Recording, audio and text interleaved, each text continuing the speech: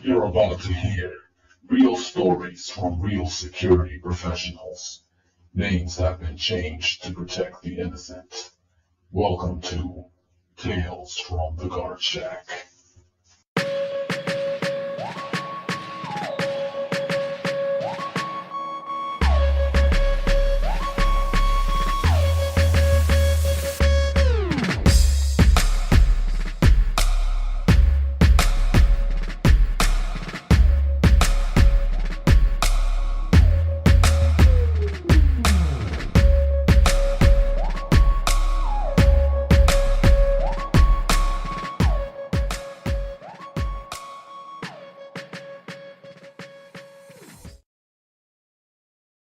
You're listening to Tales from the Guard Shack.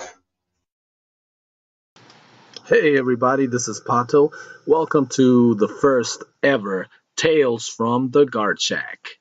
I get the privilege of kicking this new podcast with the first episode. And the first few episodes are going to be episodes introducing each and every single one of your hosts. I happen to be the one here today, so I'm going to tell you my journey into security. So Pato begins, or Pato's security journey begins. My story, well, it wasn't easy hitting rock bottom, as you can tell. No, I'm just kidding. Well, anyway, before I get into my story and tell you how I started the security thing, because, it's important. I want you to know that the people behind Tales from the Guard Shack are people who actually know what they're talking about. It's people that have been doing this, the work in this field. So if you haven't figured it out, Pato, K-Dog, your friendly foul-mouthed podcasters from Cursory Overload and Pato's Powerhouse are hardworking motherfuckers who one of their side jobs is, or one, we've always worked security one way or another. So, and if you're looking for a show where we're gonna make fun and trash security guards, well, go fuck yourself. This ain't it.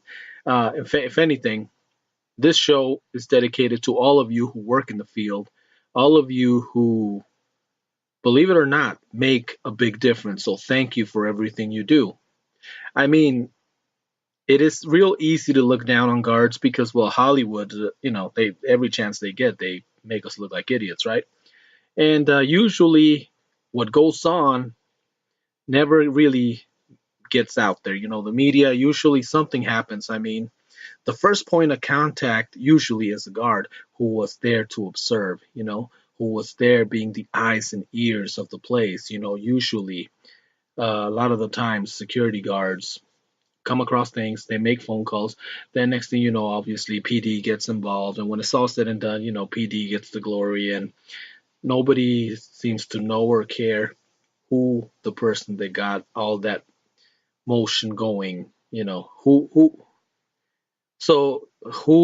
person who got the show on the road, and my a lot of the times, you guys, I mean, everybody involved in the security difference in the security field can make a difference. I mean, what I'm trying to say here without stumbling all over my words is that there's so many times that security guards have prevented things from escalating. Girls from being raped, uh, property from being stolen, things that go unnoticed, things that just people don't seem to care. So I want to give you a big thank you, a big ups to you, because putting on a uniform a lot of the times is also putting on a target, and a lot of us are unarmed in most cases. So hey, like I said, big ups to all of you. Be safe out there, because we all want to go home at the end of our shifts. So okay, so what had happened was, getting back into Pato's security journey begins. It all started back in 1993 in the Valley of the Sun here in Phoenix. Before I worked security, I used to work at this hitch manufacturing place, and basically there I was one of the office kids, basically errand boys, and my main purpose was to go around the office collecting the paperwork. The salespeople would make their sales, and I'd take those papers and take them back to the yard where the product was being manufactured. Well, even though it was 1993, the internet was not, you know, it was not available to most people yet. There were some technological advances taking place, and one of them was somehow the company invested in the technology where salespeople could just directly send their orders to the yard, therefore bypassing the need to have to print it and have me come over and pick it up and take it back to the yard. So technology kind of outmoded my job. My job became obsolete. And that and a few other things, that compounded to the whole thing, well, I got laid off. Well, during that time that I got laid off, I figured, I'll look for another job. Now, of course, once again, let me remind you, no internet, no jobbing.com, no career builder, no indeed.com, no monster.com. The way to look for a job was to go to the convenience store, buy a newspaper, and look for a job in the classifieds. So that took effort, that took money.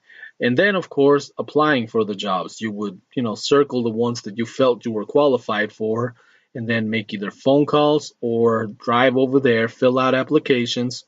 And then that took time, effort, money, gas. And then you would get called back for an interview, and sometimes the interviews would go great, but you never heard back from them. So all that, time, money, investment. You kids don't know the struggle. I mean, you're so blessed right now. I mean, we live in a time where we upload our resumes, we upload our pictures. Hell, some companies you even upload a video, and that's kind of like your pre-interview thing. I mean, they get to see you, they talk to you.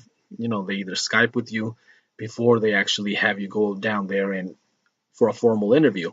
So, but I mean, by the time you go down there, it's just a formality, because you get to do a lot of things online nowadays that back then that was just not an option. And if you were laid off for a few months and you're running low on cash and you don't have money to put gas in a car, and mind you, I was driving a 71 Bel Air, beautiful machine. It's built like a tank, but it also sucks gas, or well, I don't have it anymore. Sucked gas like there was no tomorrow. It was an 8 cylinder. So anyway, bottom line, months are going by. I'm looking at all these classified ads, and I notice that all the time there's always a posting there for security work. And I keep ignoring it until finally one day it gets to the point where, you know what, I've been unemployed for almost 4 months. I'm broke. I need money. I need to work. And I saw that security guard ad and I said, screw it, I'm going to do it. So I took the plunge. I went down there, applied, and I went to this office they had on the west side. And when I first got there, I was like, okay, this looks funny because it was like very fly by night kind of. There was hardly any furniture in that little office. It was just a table with a stack of applications and an old beat up desk and some guy in a security guard uniform, older guy. So, I walk in there and I tell him I want to apply for a job. He points to the applications. So I fill it out. I hand it to him and he tells me, well, have you ever worked in this field before? And I was like, well, no. Well, we're going to have to set you up for a class so you can get your guard card. And immediately right there, I was like, a class? I'd been applying for jobs left and right before I went there. And one of the jobs I had tried was like a telemarketing place where they were trying to set us up for some type of class and charge us for it, which of course I couldn't do because I was like, I'm not going to do that. I was broke. So here I am talking to this guy, and he's telling me that I have to go to a class so that I can get my guard card. But then he tells me, we'll send you to the office in Scottsdale. And he gave me the address and the date next week. He goes, the class, he goes, we don't charge for the class. You just have to be there. It's going to be 8 hours long, and of course it was in Scottsdale, which to me, I mean, I'm already struggling, no money, and having to go all the way to Scottsdale from the west side, that was the drive. And of course, time, and of course it was like a week later, and I'm like, I want to work now. I need money now. But anyway, uh, I said, okay, sure, I'll do it.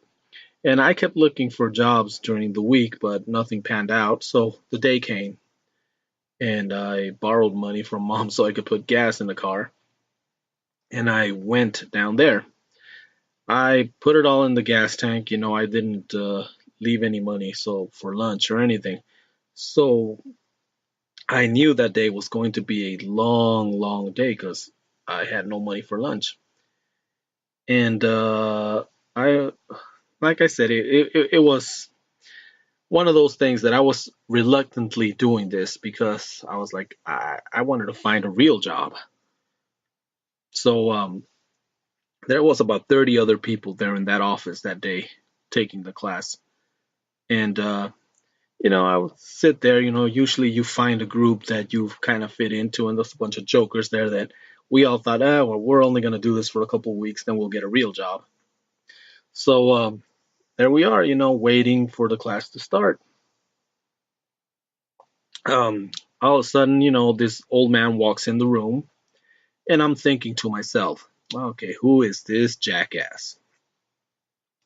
And I'm not making this up, but the old man turns around, faces the chalkboard and picks up the chalk and starts writing his name and writes Don, Don, last name Key, Key, Don Key, Donkey. And I was kind of chuckling inside because I had just mentally called this man a jackass. And there he goes, writing his name, Donkey. Uh, in all fairness, he was one of the nicest people I've ever met. And he made that 8 hour class. He did everything he could to make it as tolerable as possible. He did tell us, sorry guys, I have to keep you guys for the full 8 hours. And we saw videos and we saw all kinds of different trainings, when he went over the Arizona revised statutes, everything, basically letting us know you're not cops. Don't act like cops. Don't be stupid. And all right, end of 8 hours. I was hungry. I was tired. They hand me the piece of paper with a signature that I was supposed to take to DPS, Department of Public Safety, because they handled the licensing for security guards. And I was like, okay. So I take this down there. Yeah, and they're gonna charge you $44. So I was like, that was the other hurdle. Now I'm like, oh gosh, I gotta borrow more money. I'm like, okay, no biggie. I managed to borrow the money and I go down to DPS. And I thought it was such a scam, such a big deal. You went down to DPS. That was like on 22nd Ave and in Canto, and you take them $44. They take your fingerprints, they take your picture, and take your application, obviously, and issue you a temporary guard card that was good for 6 months. Then, uh, obviously during those 6 months, they would check your background. So if you had any type of felonies or shit like that, obviously your license got revoked and you couldn't work. But they did all that for you, and the guard once you got your guard card, that was good for 3 years. Nowadays, I mean, you you either have to pay for the class if you're not working for a security guard company, or you have to obviously put in, volunteer for 8 hours to get your guard card, just to do the class, and then you pay like $72 and you're responsible for pictures and fingerprints and all that stuff. And it's only good for 2 years. So you get less service. It costs more nowadays than what it used to be. And there's no temporaries anymore. You don't work until you have your actual guard card. And back then, luckily, they issued those temporary ones. And as soon as they gave me that little piece of paper, I'm running to the company. I'm like little kid here, like, I got it, I got it. Here it is. I want to work. I'm broke. So they hooked me up with uniforms, and then they sent me to the post where I was gonna work. They tell me it's gonna be at the airport and it's a night shift.